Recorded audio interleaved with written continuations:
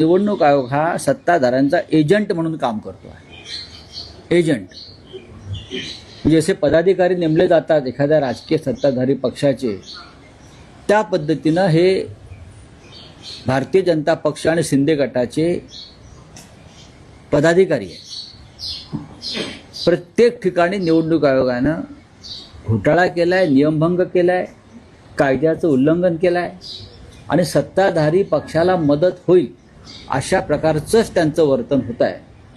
पण या सगळ्याचा हिशोब त्यांना द्यावा लागेल. प्रत्येक गोष्टीला अंत असतो, लक्षात घ्या. पहिल्यांदा असं होतं की महापौर पदाचं आरक्षण ही सोड अजूनही नाही निघत आहे. का निघत नाही? उत्तर आहे का निवडणूक आयोगाकडे?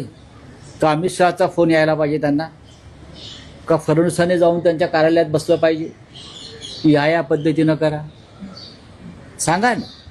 निवडणूक आयोग काय ताटाखालचा मांजर आहे यांच्या? बोला. ठाण्यातल्या निवडणूक प्रकरणात देखील आता निवडणूक आयोगाने केवळ आव्हान मागितलेलं आहे. निवडणूक आयोग हा एजंट आहे म्हटल्यावरती सत्ताधाऱ्यांचा, तो अशाच अहवालाच्याच गोष्टी करणार ना, ठोस कारवाई करणारच नाही.